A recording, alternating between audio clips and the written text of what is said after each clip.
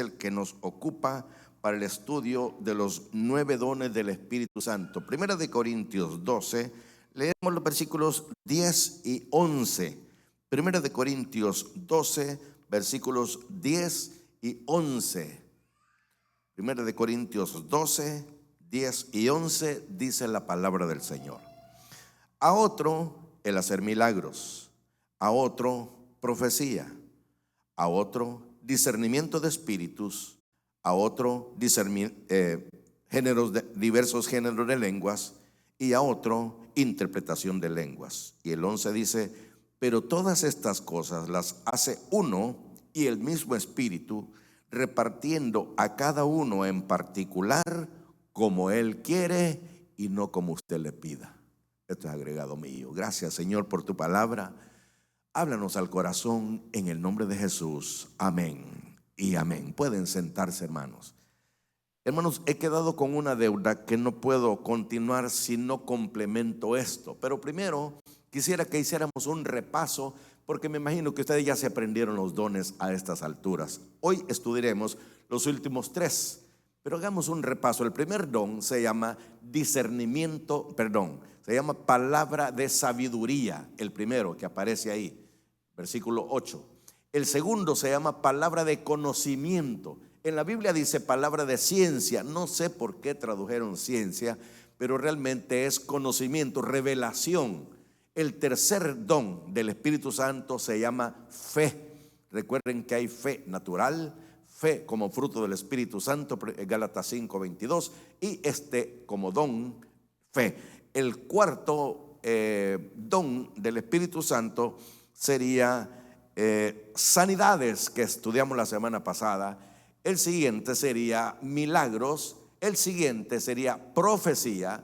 Luego, ahora los que vamos a estudiar son discernimiento de espíritus, lenguas e interpretación de lenguas. Bueno, me imagino que se les quedó de memoria, ¿verdad? Silencio sepulcral. Bueno, no importa si no se lo saben, lo importante es que sepan a qué se refiere. La semana pasada solamente logramos cubrir sanidades. Rápidamente voy a hablar acerca de los milagros y la profecía. ¿Qué es un milagro? Un milagro es un suceso extraordinario que desafía las leyes de la naturaleza. Es decir, es algo anormal. Es algo que no se ve todos los días. Milagro es un acontecimiento sobrenatural, normalmente o regularmente de origen divino. Milagros es algo raro o algo muy poco común. Ahora, ¿cuál es el propósito de la milagros? Escuche cuál es el propósito. Dios, hermano, Dios no hace nada a la loca. Dios no hace nada a la ligera. Dios no hace nada, como decimos en El Salvador, a la pasarraya. No, Dios todo lo tiene bien calculado y todo lo hace con propósitos bien definidos. ¿Cuál es el propósito de los milagros?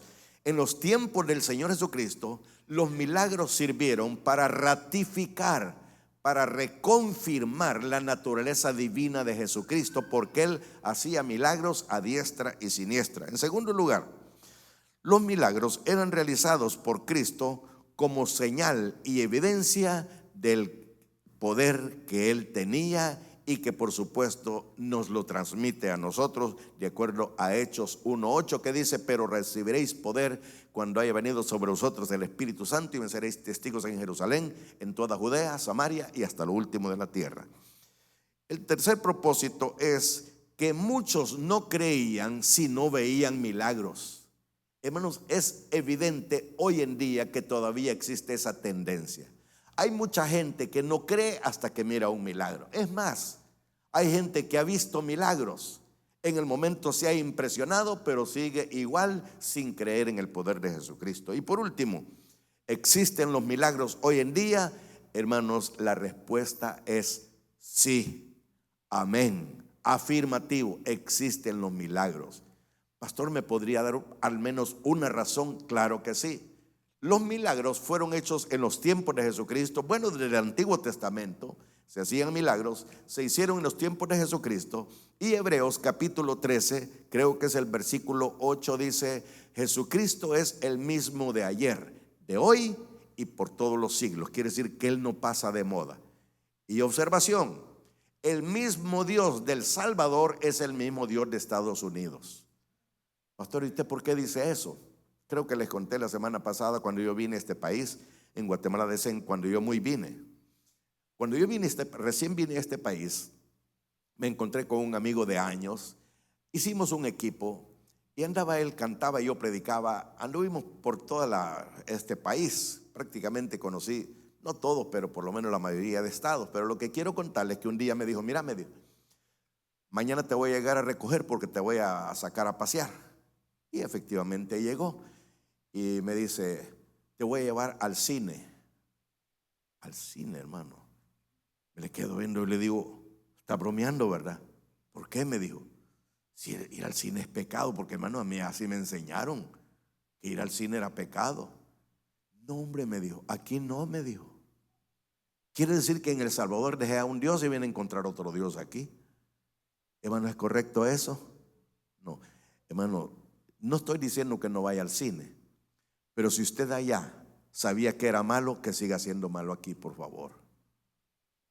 Gracias por el amén que se escuchó allá a lo largo, le digo. Entonces, ¿existen los milagros hoy en día? Claro que existen, pero Dios siempre lleva un propósito cuando permite algo. Dios no hace nada así nomás. En segundo lugar, Dios nunca hace nada si no lleva un fin, si no lleva un propósito definido. No sé si ustedes recuerdan el capítulo 9 del Evangelio de Juan. Digo con toda confianza porque como ustedes leen su Biblia todos los días, gracias a Dios por el amén de mi esposa, te voy a traer siempre para que digas amén porque nadie más dice. En el capítulo 9 del Evangelio de Juan, dice la Escritura que venía el Señor Jesucristo con sus discípulos y estaba un ciego mendigando en el camino. Y entonces, mire qué crueles son los discípulos. Señor, le dijeron, ¿quién pecó? ¿Este o sus padres para que naciera ciego? Porque era ciego de nacimiento. Hermanos, qué crueles eran los discípulos. Y muchos de nosotros somos iguales, no los critiquemos. Y la respuesta del Señor fue esta: ni él pecó, ni sus padres, sino es ciego para que Dios se glorifique en su vida. Quiere decir, para que la gente conozca que yo tengo poder, no solamente para sanar enfermedades sencillas, sino también para devolverle la vista a este ciego, y ustedes saben que así sucedió. Bueno, ahora, otra razón por la cual afirmamos que existen los milagros, porque en el Evangelio de Marcos, Marcos es el evangelio más práctico de toda la Biblia, solamente tiene 16 capítulos. Y este hombre escribía, como diríamos en El Salvador, al chilazo, decimos en El Salvador. En México dirían de volada, de volada.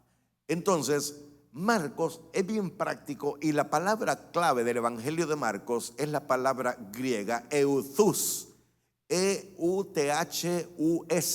euthus, que significa inmediatamente o, como dicen en México, de volada. Entonces, el Señor, el escritor en el Evangelio de Marcos, si ustedes observan, no usa el tiempo para escribir qué es lo que Cristo dijo, sino más lo que hizo. Es un evangelio práctico. Ahora, en el capítulo 16 les decía, a partir del versículo 17, se los voy a leer para que no vayan a pensar que me estoy inventando, porque no van a decir, este pastor solo dice y a ver si era cierto. No, se los voy a leer para que vean que no estoy mintiendo. Mateo, Marcos, Lucas, Juan. Marcos es canónicamente el segundo evangelio, pero cronológicamente es el primero en haber sido escrito. Marcos capítulo 16 dice el versículo 17: y estas señales, es decir, los milagros, y estas señales seguirán a los que creen. En mi nombre echarán fuera demonios, hablarán nuevas lenguas, tomarán en las manos serpientes, y si bebieren cosa mortífera, no les hará daño. Sobre los enfermos pondrán sus manos y sanarán. Pastor, yo siento la pregunta ya. ¿Y por qué hoy en día no vemos tantas sanidades como antes? Por la vanagloria de muchos. Se cuenta de un evangelista, que son los que andan haciendo esas campañas de espectacularidades. Dice la historia que este hombre predicaba, mucha gente se convertía, oraba por los enfermos y muchas sanidades se hacían también. Entonces él llegó a pensar que el que sanaba era él y no Dios. El que sanaba era él y no Cristo. Entonces en cierta ocasión le suben un paralítico a la tarima donde estaba predicando y le dijo: demonio, te ordeno que salga de este hombre. Y el paralítico, viéndole la cara al predicador, y le repitió: te ordeno que te levantes de esa silla en este momento. Y el paralítico seguía sentado. Entonces, de tanto ordenar, oyó una voz que le dijo: ¿qué pasó con el nombre? ¿En el nombre de quién vas a hacer eso? ¿En el nombre tuyo o en el nombre mío?, le dijo el Señor. Y entendió, y calladamente le dijo: Señor, he entendido, perdóname, le dijo. En el nombre de Jesús, levántate. Y se levantó. Hermanos, es que nosotros no somos los que hacemos algo. Es Dios en nosotros. Nosotros solamente somos instrumentos en la mano de Dios, definitivamente. Entonces, se hacen todavía los milagros, pero el problema es: pastor, me preguntó una vez un joven, ¿por qué no la gente resucita muertos hoy en día? Porque antes resucitaban los muertos. Le dije yo: el problema es que si resucita uno, se mueren 20 del susto. ¿No es cierto, hermanos? Somos miedosos por excelencia. ¿Y sabe de dónde viene el miedo? De la falta de amor. Y si no me cree, lea la primera epístola del apóstol Juan, el capítulo 4. Dice: en el amor no hay temor, sino que el perfecto amor echa fuera todo temor. De ahí que el que no ama, el que teme, no ha sido perfeccionado en el amor. No sé si lo entendió, pero no lo voy a repetir porque tengo que terminar. Solamente es una deuda que quedé con ustedes. Entonces, decíamos que hacer milagros, primero dones de sanidades, hacer milagros, y la última que me quedó pendiente, el don de profecía. Recuerde que profecía incluye dos cosas: predicar y predecir, o viceversa. Predecir y predicar, o las dos cosas. Quiere decir que cuando el pastor Edwin se para aquí al frente y comienza a predicar, él está profetizando. Y cuando alguien se para y dice: hermanos, el Señor me ha mostrado que va a ocurrir una catástrofe por aquí en este vecindario, él está prediciendo. Las dos son profecía. Entonces, profecía, tenemos que saber que hay un don de profecía y un ministerio profético. Repito, hay un don de profecía, que es lo que leímos aquí, pero también hay un ministerio profético. ¿Cuál es la diferencia? Y note que la diferencia está en Gálatas y en Corintios, pero solamente voy a decir esto porque ya siento que ya ocupé mucho tiempo y quiero avanzar con los 3 últimos dones de este día. La profecía como don, es decir, el don de profecía, regularmente se refiere a predicción. Usted se sabe de memoria, lo digo porque yo me lo aprendí de memoria, Deuteronomio 18:22. ¿Alguien se lo sabe de memoria? Hermano Carlos, no lo miro, solo cuando me tapo. Deuteronomio 18:22, escuche lo que dice: si el profeta hablare en nombre de Jehová y no ocurriere lo que dijo, ni aconteciere, es palabra que Jehová no ha hablado. Con presunción la habló el tal profeta, no tengas temor de él. Quiere decir que hay una forma para detectar a un falso profeta que está prediciendo. Es decir, una predicción, algo que va a ocurrir. Hay una forma bien sencilla y se lo voy a ilustrar con el profeta Jeremías. El profeta Jeremías nadie lo pelaba. Él andaba predicando y no se convertía a nadie, ni siquiera lo volteaban a ver. O como dirían en México, ni siquiera lo arrendaban a ver. Y él seguía predicando, pero una vez se cansó. Señor, le dijo: ya me cansé de predicar y esta gente no me hace caso. Ok, Jeremías le dijo: ponte un yugo. Ustedes saben qué es un yugo: un palo que ponen un buey a una punta y el otro buey en la otra punta y aran o jalan algo, etcétera. Ponte un yugo y ve a predicar así. por lo menos con el yugo llamó la atención y la gente se le quedaba viendo, no por lo que decía, sino por lo que llevaba cargando.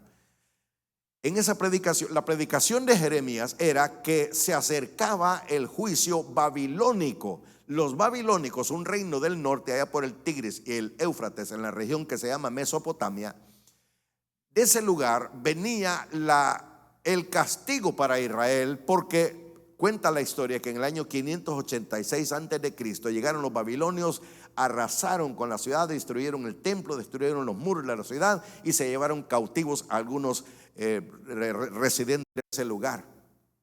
Entonces, dice la escritura, es el mensaje de Jeremías, y dice la escritura que mientras Jeremías predicaba con el yugo, llega un, entre comillas, profeta y le dice: oye, le dijo, ya no hay más profecía, y tú, ya no hay más cautiverio, perdón.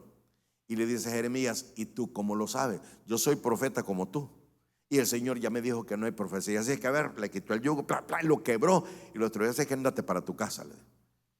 Y Jeremías le dijo estas palabras: amén, pero cuando usted diga amén, compruebe lo que le están diciendo antes de decir amén. Y si no, diga un amén provisional como el de Jeremías: amén, pero confirme el Señor tus palabras, le dijo. El profeta dijo: híjole, este no está tan fácil.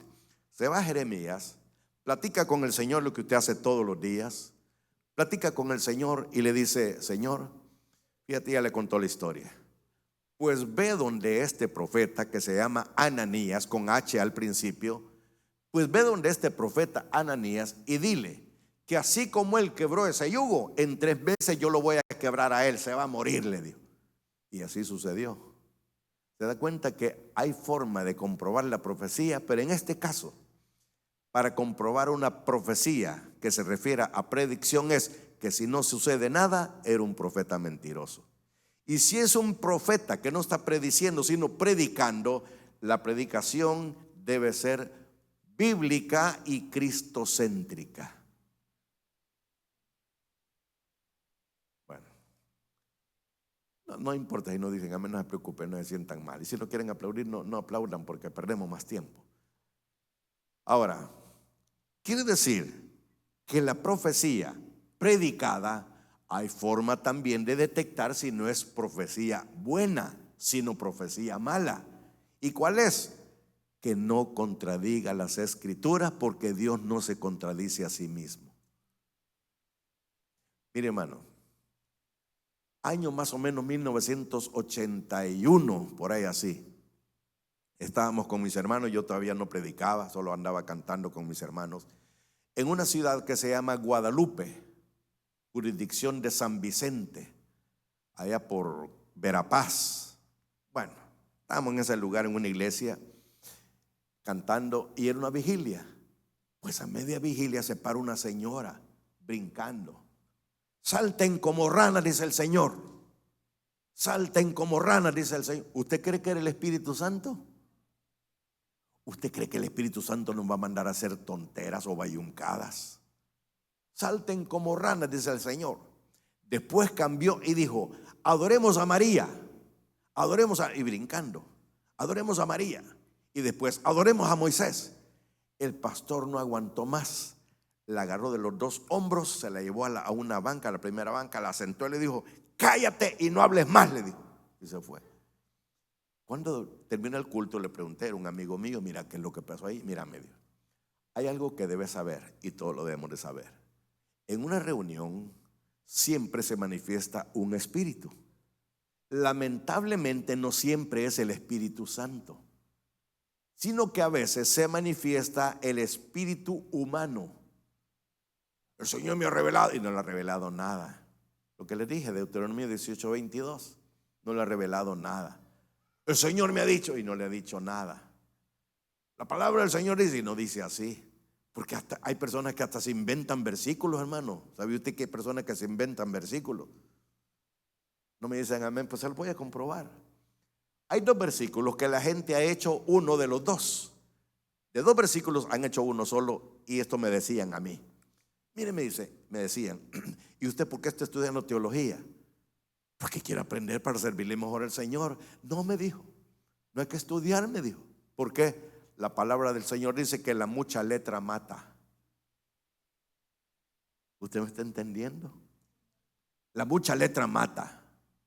Entonces yo me puse a buscar el versículo y me di cuenta que son dos versículos diferentes que los unieron para sacar según ellos una doctrina. El primero dice, la letra mata. No dice mucha. La letra mata. ¿Pero qué es la letra? No es el estudio.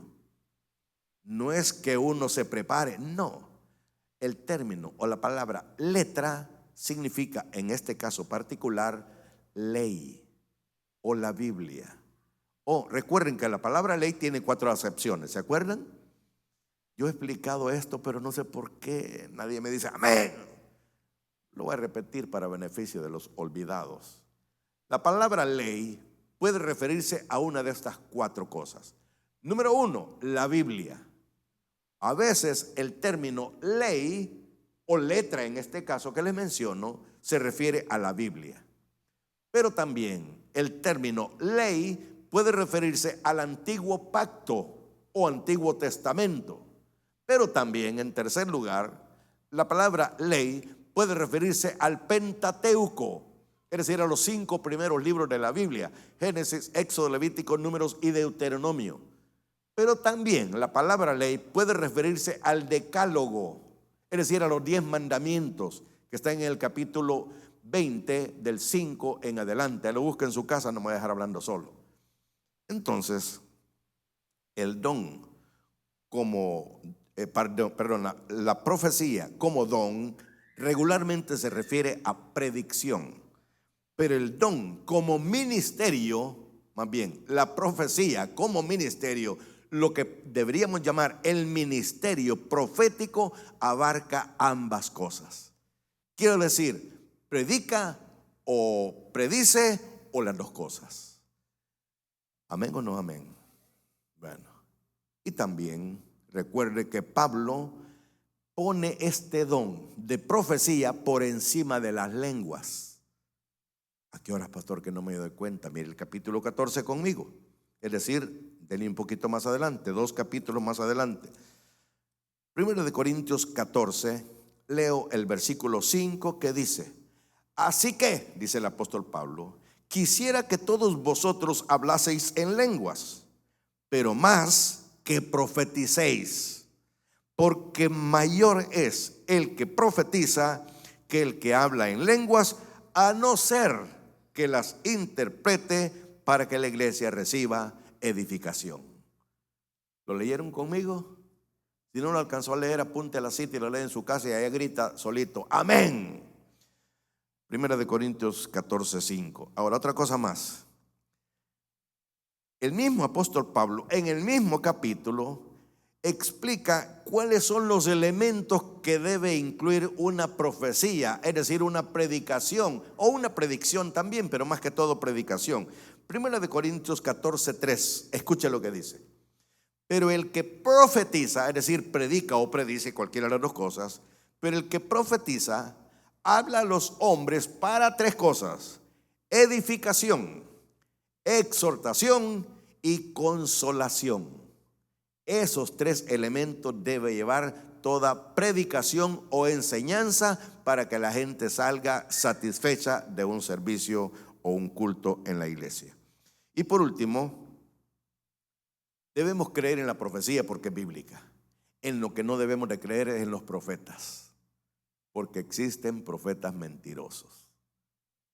Así como Mahatma Gandhi, un hombre que, hermano, ese hombre era un filósofo, como otro filósofo chileno, ya murió, se llamaba Facundo Cabral. Qué filosofía, y filosofía bíblica.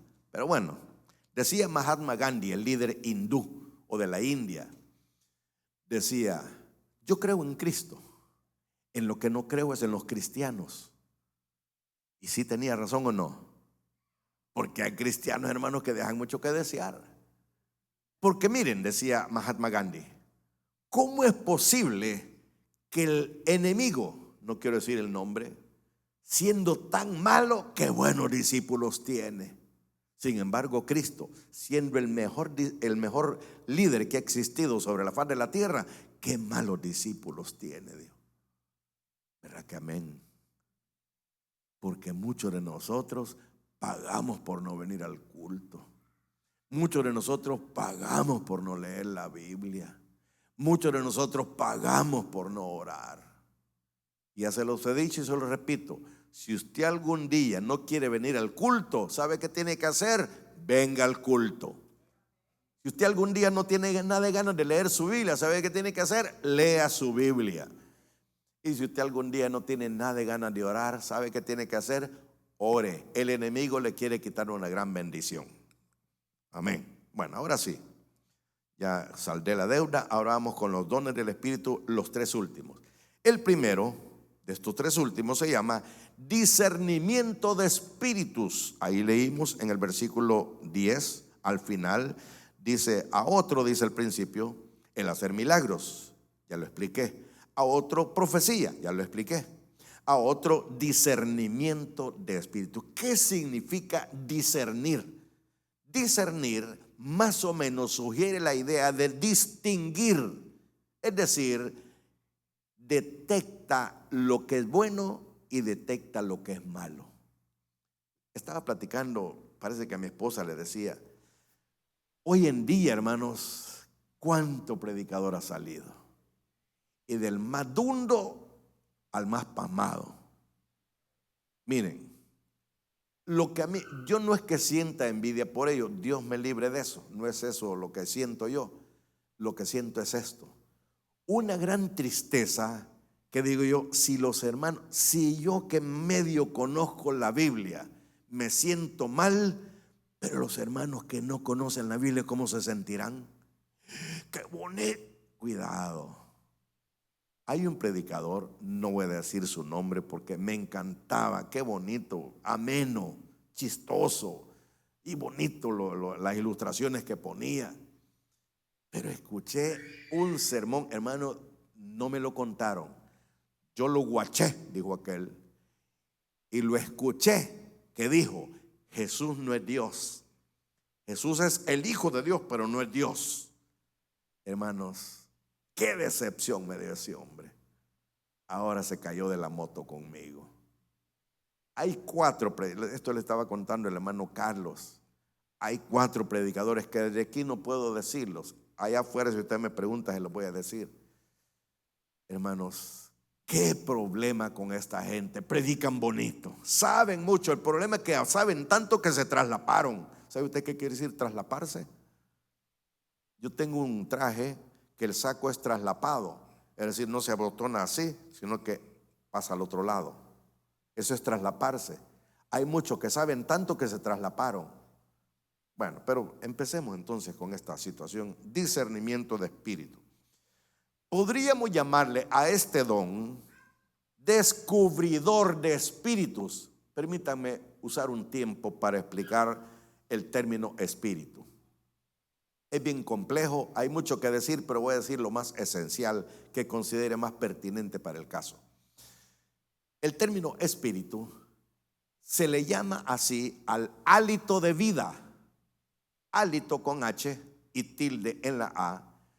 Traduzca, si no le gusta usar esa palabra, aliento. Aliento no lleva H. Hálito de vida es el soplo que Dios le dio al primer hombre cuando hizo el muñeco en Génesis capítulo 1. Entonces dijo Dios: hagamos al hombre a nuestra imagen, conforme a nuestra semejanza. Hizo el muñeco estaba inanimado, estaba inerte, hasta que Dios sopló en su nariz, dice la Biblia, y hasta entonces este hombre llegó a ser un alma viviente. Entonces, el espíritu, la palabra que se traduce por espíritu, significa aliento, aire, viento y espíritu también. Entonces, quiere decir que todo ser humano tiene espíritu, es decir, el hálito de vida, que es lo que se sale primero del cuerpo cuando muere. Ahora fíjense lo que le voy a explicar. En Eclesiastés dice esto: y el espíritu vuelve a Dios quien lo dio. Eclesiastés, no lo voy a buscar porque no lo recuerdo y voy a dejar que me tarde mucho. El espíritu vuelve a Dios quien lo dio, es el capítulo 12. Pero escuche lo que puede pensar cualquiera, pero aquí no especifica si es cristiano o no cristiano.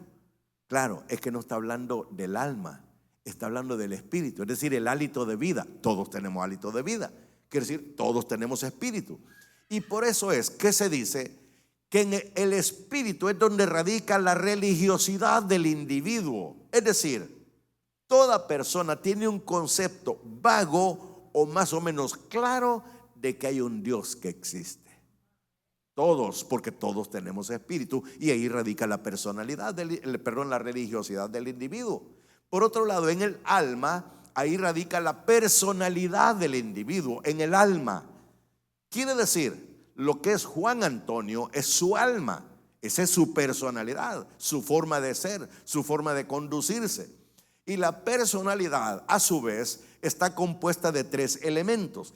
Intelecto, es decir, que pensamos. Sentimientos, nos entristecemos, amamos, odiamos. Y voluntad, quiere decir que tenemos libre albedrío. Si queremos, venimos, y si no queremos, no venimos. Si queremos, leemos la Biblia, y si no queremos, no leemos la Biblia. Es voluntad. Entonces, cuando hablamos de espíritu, la Biblia casi siempre se refiere a un estado del individuo. Ahí es donde quería llegar. Por ejemplo, se dice que hay personas de espíritu altivo. ¿Qué quiere decir? Arrogantes. Dice el libro de Proverbios: Dios ama al humilde, mas al altivo lo mira de lejos. Espíritu altivo. Hay personas, incluso cristianos, que tienen espíritu de incredulidad. Usted me está entendiendo, son estados. Se le llama espíritu. Es más, hay espíritus de dolor, espíritus de enfermedad, espíritus de intranquilidad, espíritus de pecado. Hay gente que solo piensa en pecar. Ahora, quiere decir que eso tiene solución. Porque, escuchen lo que voy a decir, esta diferencia. Los espíritus, cualquiera que sea, se pueden reprender en el nombre de Jesús. Pero los endemoniados, esos no se reprenden. Esos se sacan, se expulsan, se les ordena que salgan en el nombre de Jesús. Y salen, hermano. Miren, le voy a decir cómo se siente orar por un endemoniado. Cuando usted va a orar por un endemoniado, usted va con cierta, voy a decir, inseguridad, aunque no es esa la palabra, pero usted va un poco temeroso, un poco intranquilo, y llega al punto de donde usted dice: ¿dónde me vine a meter? Hermanos, la sensación de la presencia demoníaca es tangible, se siente la presencia del maligno. Pero cuando uno empieza a ministrar, esto se llama liberación. Secularmente, o la Iglesia Católica le llama exorcismo. Sí, es un exorcismo, pero bíblicamente es una liberación. Hay personas que el diablo no las tiene esclavizadas, porque ya el Señor nos libertó. Hay personas que un cristiano no puede ser poseído por un demonio. ¿Sabía usted eso? Un cristiano. Ahora, ¿por qué, pastor? Explíquemelo con mucho gusto. Yo no quiero que se vaya con duda. Un cristiano, yo voy a agarrar esta agua, yo creo que no es del pastor.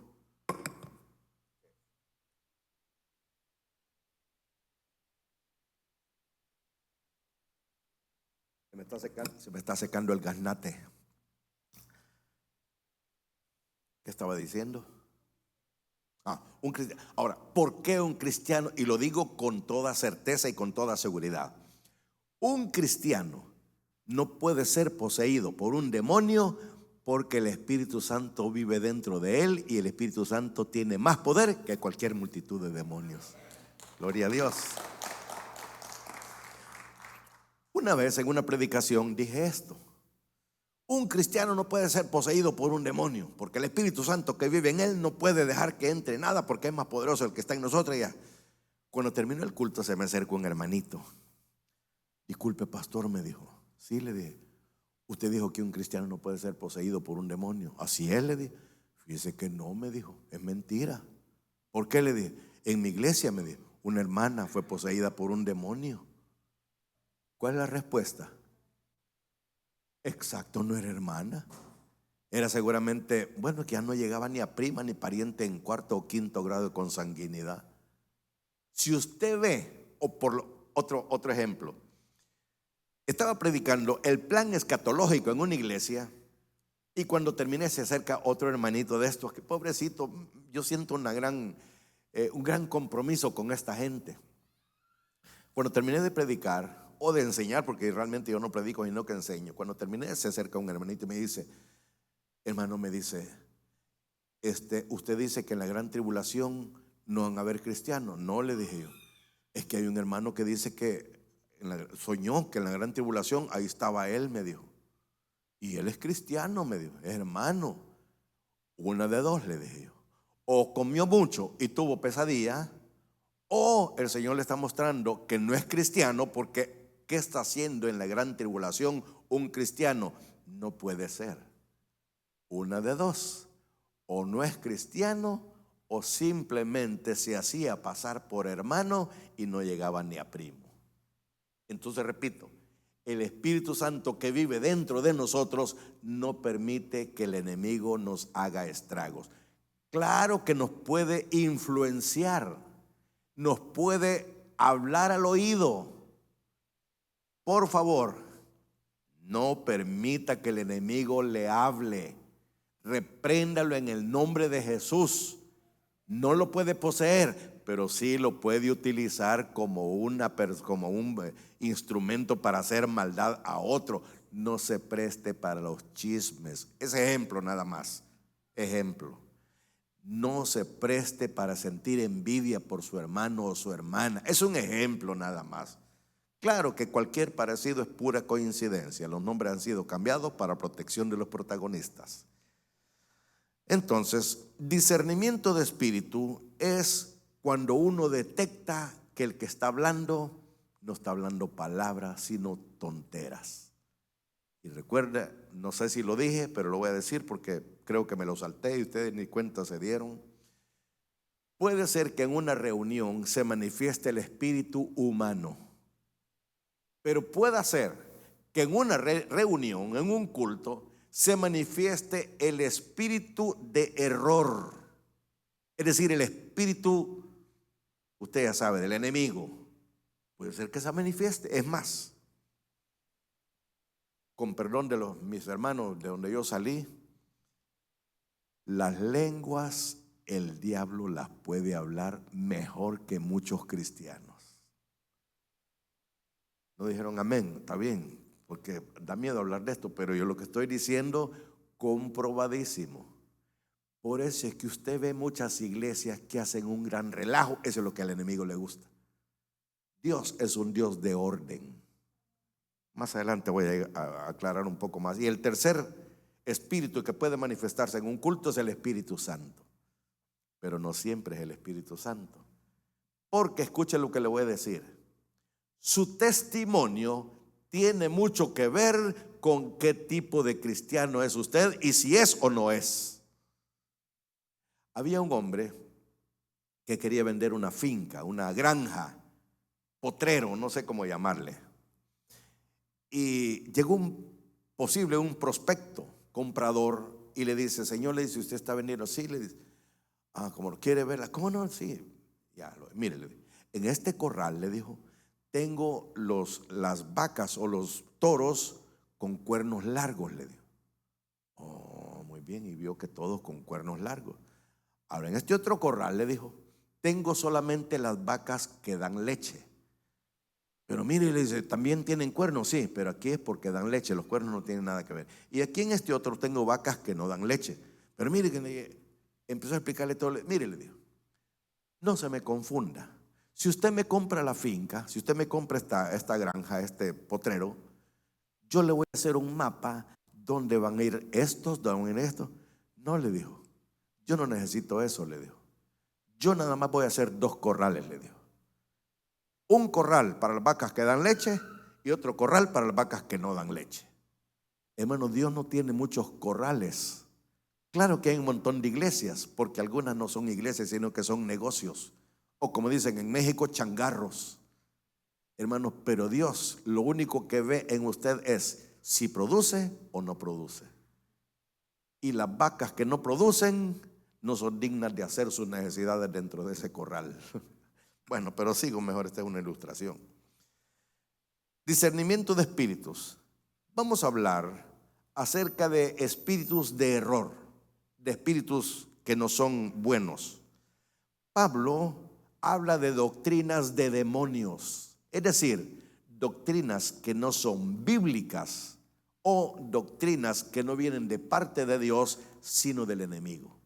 Es más, hay himnos que la gente le canta más al enemigo que a Dios. Voy a decir el nombre de este cantante. Se llama Dani Berríos. Grabó un himno que decía: pobre diablo, mi vida quieres engañar, pobre diablo, pobre diablo. Todo el himno se pasa menciona más el nombre del enemigo que el nombre de Dios, que tampoco lo menciona.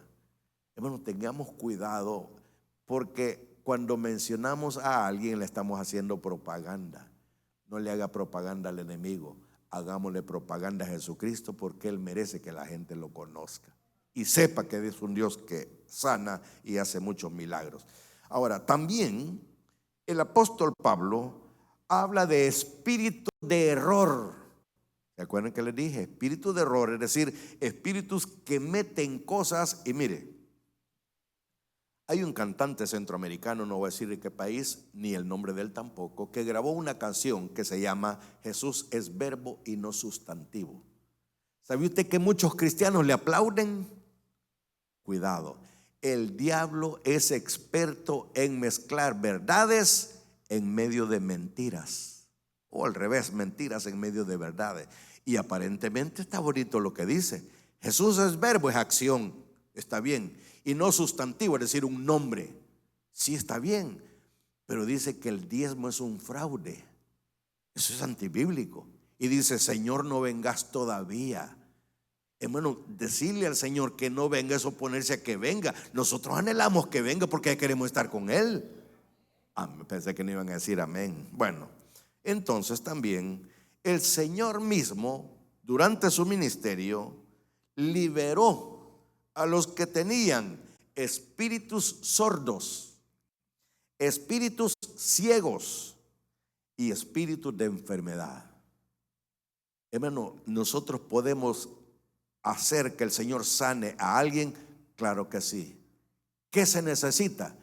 Que tengamos la fe necesaria para que sanen. Pero le voy a ser sincero, los pastores, no va a ser la bulla lo que le voy a contar, los pastores curamos nuestro chucho con tiempo.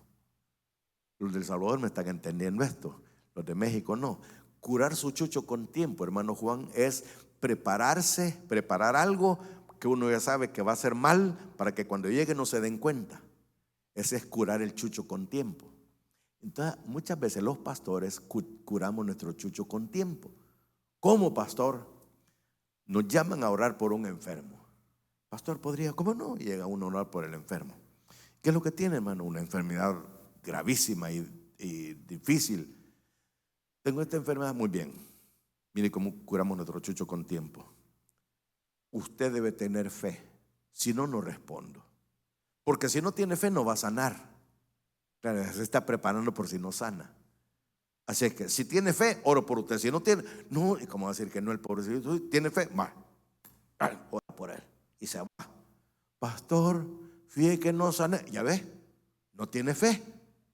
¿Qué hizo? Salió en caballito blanco. Hermano, la fe no se le exige al enfermo. La fe se le exige al que va a orar por el enfermo.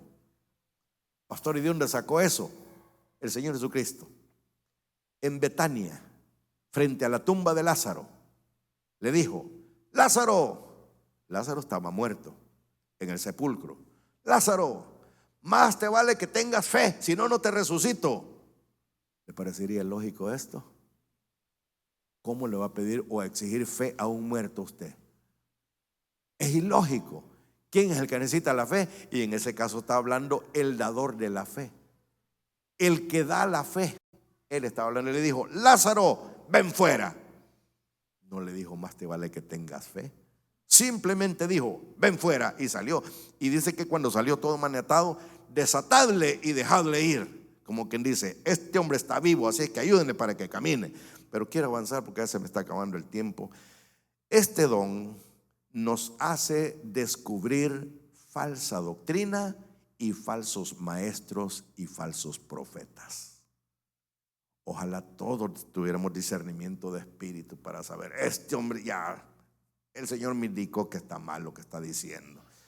Y por último también, para que capte la idea de que es discernimiento de espíritu, podríamos llamarle el olfato espiritual de la iglesia. Ojalá todos tuviéramos olfato espiritual para decir: este hombre no, este no es del Señor, ya el Señor me indicó. Observación: nunca parta por el sentir. No es un buen parámetro el sentir, porque el sentir es traicionero. El sentir es traicionero. Ayer me visitó uno de mis hijos grandes a la casa y estábamos platicando, y yo estaba asumiendo que era sábado ayer. Entonces le dije yo: es que hoy sábado. Papi me dijo: hoy no es sábado, me dijo, hoy es martes.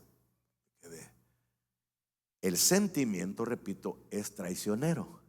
El sentir es traicionero, pero no hace nada más que confundirlo.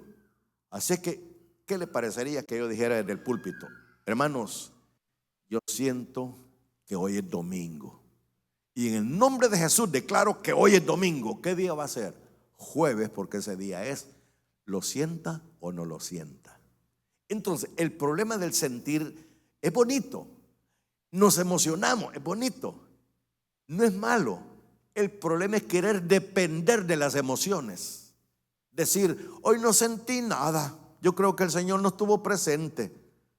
Dios no dijo: estaré con vosotros cuando sientan que estoy. Él dijo: he aquí yo estoy con vosotros todos los días hasta el fin del mundo. No cuando lo sintamos.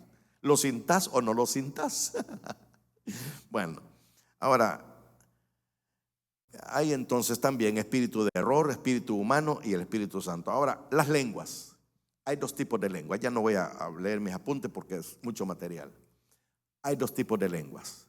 Primera de Corintios, capítulo 13, versículo 1 dice el apóstol Pablo: si yo hablase lenguas humanas o angélicas, dos tipos de lenguas. Ahora, ¿cuáles son las lenguas humanas y cuáles son las lenguas angélicas? Las lenguas humanas son idiomas, lenguajes. Inglés es un idioma, es una lengua. Español es otra lengua. Caliche. Entonces quiere decir que el apóstol Pablo está diciendo: si yo hablase idiomas terrenales o lenguaje celestial y no tengo amor, vengo a ser como metal que resuena o címbalo que retiñe, si entrega, etcétera. Pero no quiero seguir más allá. Dos tipos de lenguas: humanas y angelicales. Las lenguas humanas, lo voy a repetir, son idiomas, lenguajes que no necesita una interpretación de alguien, sino con solo que conozca ese idioma puede traducir. Hermano, yo conozco traductores que qué excelentes. No sé si usted escuchó un predicador que se llama Jimmy Swaggart. Es un hombre que yo admiraba mucho. Digo admiraba porque ya está llegando a los 90 años y todavía predica el hombre este. Pero este hombre tenía un intérprete, un traductor, hermano, un panameño que se llama Stanley Black. Hermanos, ese hombre era excepcional, extraordinario. Iba detrás de él. Si él levantaba la mano, Stanley Black levantaba la mano. Si él levantaba su Biblia, Stanley Black levantaba su Biblia. Si él gritaba, Stanley Black gritaba. Si enseñaba a la gente la Biblia, se señalaba a la gente. Hermano, y todo lo que el hombre iba diciendo, terminando, el otro empezaba a hablar, terminaba. A veces ni terminaba y el otro estaba traduciendo. Excepcional. No tenía el don de lenguas. Simplemente conoce el inglés y conoce el español. Pero en las lenguas angelicales, ahí se necesita un intérprete que tenga el otro don que complementa a este, que se llama interpretación de lenguas. Quiere decir que el Señor puede ser que lo use en cualquiera de estos dones. Pero por favor, al Señor no lo empuje. Deje que Él lo lleve a usted y no usted a Él, porque Él es el que manda. Ya no tengo tiempo para más, ya tengo aquí atrás a este hombre. Nada más quiero ver cómo concluyo, porque antes de que me quite de aquí, mejor le voy a parar porque tengo otros datos aquí que dar. Voy a pararle aquí y voy a hablar acerca del propósito de las lenguas, cómo funcionan las lenguas y qué podemos decir acerca de las lenguas. Démosle un aplauso fuerte a nuestro Señor, hermano. Bendito Padre Celestial, te damos gracias por tu palabra. Mientras estamos orando, todos sus ojos cerrados, sus rostros inclinados, esta es la parte más delicada de esta reunión. Mientras estamos en esta actitud de oración, quiero dirigirme a usted que nos está viendo por esta transmisión. Seguramente usted no sabe qué va a suceder cuando se muera. Que nos vamos a morir es una gran verdad. Nos guste o no nos guste, todos nos vamos a morir. El problema y la diferencia es dónde va a ir a despertar, y solamente hay dos destinos: el cielo y el infierno. Y el único que puede decidir solamente es usted. Nadie puede decidir por usted. Así es que en este momento yo le hago un desafío o una invitación. ¿Quiere usted abrirle la puerta de su corazón a Cristo? ¿Por qué dice eso, pastor? Apocalipsis capítulo 3 versículo 20, el Señor Jesucristo dijo literalmente estas palabras: he aquí yo estoy a la puerta y llamo. Si alguno oye mi voz y abre la puerta, entraré. Es una promesa. A Él cenaré con Él y Él conmigo. ¿Quiere que Cristo entre a su corazón? Repita esta oración para estar seguro dónde va a despertar y que sea en el cielo. Dígale al Señor de esta manera. Cierre sus ojos, incline su rostro y eche a andar una fe que usted no sabe que tiene. Dígale: Señor Jesús, reconozco y admito que soy pecador. Te he ofendido consciente o inconscientemente. Pero en este momento me presento delante de ti arrepentido para suplicarte que perdones y borres todos mis pecados. Sé que eres Dios, que moriste en la cruz para salvarme del pecado, de la muerte y del infierno. Por eso, Señor, en este preciso momento yo te abro mi corazón y te suplico que entres a morar en él. Por la fe, a partir de este momento, sé que soy salvo, sé que soy hijo de Dios y heredero del reino de los cielos. Amén. Si usted hizo esta oración, ahora usted es un hijo de Dios. Ahora su destino ha cambiado. Rumbo al infierno, ahora va rumbo al cielo. No porque lo diga yo, la Biblia así lo enseña. 3 recomendaciones. Número 1, ore todos los días. Orar es platicar con Dios. Número 2, lea su Biblia todos los días. La Biblia es el elemento espiritual como la comida es el elemento físico. Y número 3, busque una iglesia para congregarse donde se predique solamente este libro, la palabra de Dios. Por nuestra parte le ofrecemos nuestra iglesia, el Tabernáculo de Hollywood.